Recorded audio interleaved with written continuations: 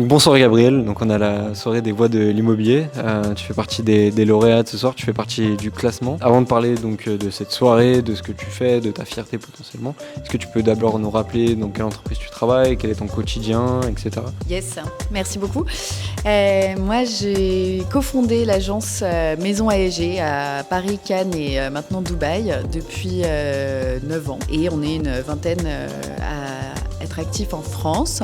Et depuis, on fait aussi beaucoup d'investissements immobiliers et notamment notre premier concept hôtel à 1 heure de Paris qui a ouvert au printemps dernier. Donc on est assez actifs dans les milieux de l'immobilier et très fiers d'être là ce soir. Qu'est-ce que ça représente pour toi d'être nommé parmi les voix de l'immobilier ? Mais je suis très fière de faire partie de ce classement. Ça montre que tout le travail effectué aussi pour porter une voix, une vision avec différentes équipes, collaborateurs, ça permet d'avoir une certaine forme de force de frappe et de pouvoir avancer ensemble avec des valeurs communes. Avec ton agence, donc c'est quoi la contribution que tu souhaites apporter à ce secteur de l'immobilier ? Je pense qu'on a une vision avec notre agence et nos investissements qui est assez disruptive de ce qu'on imagine un peu de l'architecture d'intérieur de luxe haut de gamme et qu'on vient quand même assez casser les codes avec du luxe, avec une approche accessible et une capacité à être assez ouvert, à avoir un scope très large d'intervention avec des clients variés sans se prendre au sérieux comme beaucoup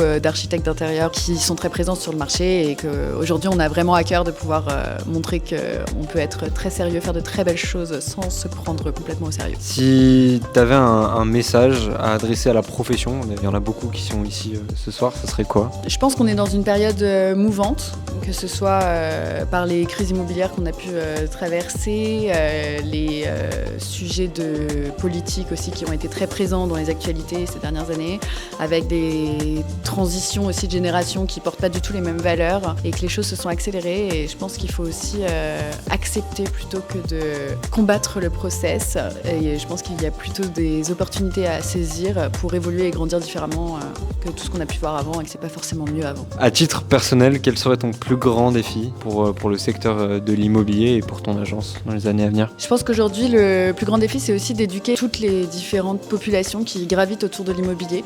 Aussi bien parfois de jeunes qui rêvent d'immobilier sans vraiment se confronter à une réalité de marché, aussi bien des gens qui veulent absolument pas confronter une réalité de marché qui est changeante et qui s'accroche à un marché qui n'existe plus.